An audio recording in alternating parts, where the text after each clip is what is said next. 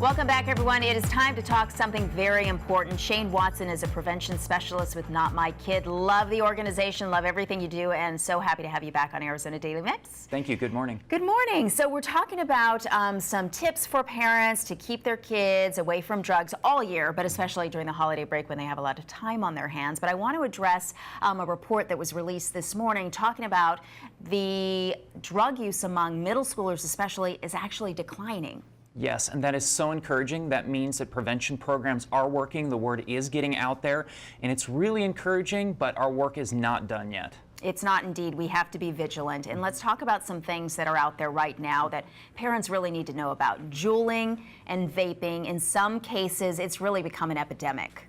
It has. We get more parents walking into our office or calling into our office about specifically e-cigarettes, and this brand in particular. They're finding these. This is called Juul, J-U-U-L.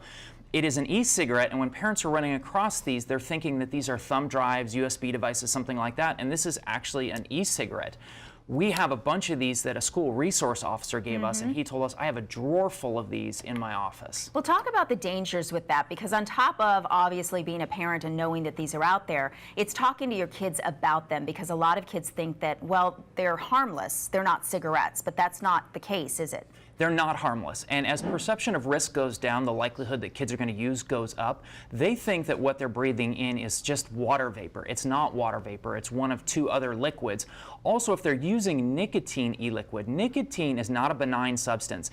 It can damage the still developing brain of children and adolescents. And so they're convinced it's harmless. It is not harmless for kids. Very important to have that conversation with your kids. Talk about some of the other things that you brought.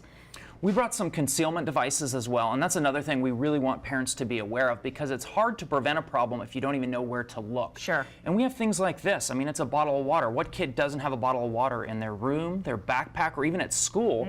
And this is actually a hiding place where kids can conceal drugs.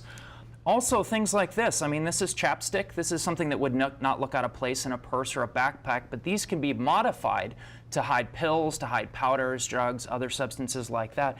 And then finally, just something like a lipstick. Once again, would not catch someone's eye, doesn't look like a problem.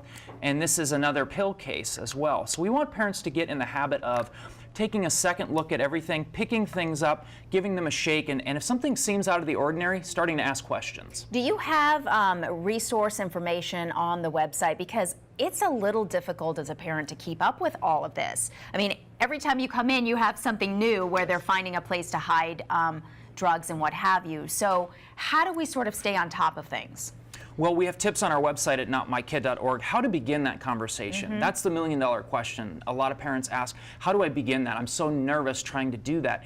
And there's some organic ways to do that where it doesn't feel forced, it feels natural, and it's a lot more comfortable. Starting with questions is the best way to do that. Sit down with your child and ask them about a local or national drug-related incident. Ask them how they feel about it, and listen, actually actively listen to what they're saying. What are some of the situations that you run across, especially during the holiday break when kids have way too much time on their hands?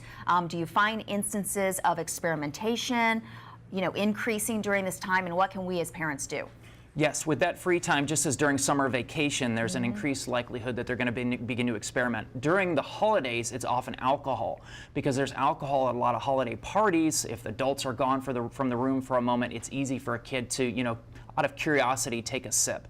And we want parents to be extra vigilant and realize right now is a time with an increased likelihood where kids are going to use. And I highly recommend, if parents are, concerned at all, that they talk to their school counselors or people at school to find out, if there's any way to get notMYkid into the school, because you have these great programs, educational programs, not just for parents but for kids. Tell us about some of those. We do peer-to-peer education. We send young adults out to speak to kids on the topics which they had personally struggled with in the past and have since overcome. And so it's not just someone telling them, I read in a book somewhere that drugs and alcohol are dangerous. This is somebody who's active in recovery, who lived through the pitfalls of drugs and alcohol. And you're one of those people. I know you go around talking to folks all across the country. What's the biggest takeaway that you personally get from that when you're able to share your story of recovery? The impact of having a kid come up to me afterward and talk to me and say, you're the first person I've felt comfortable opening up to. And then we connect them with their school counselor, psychologist, social worker, another resource that can help them.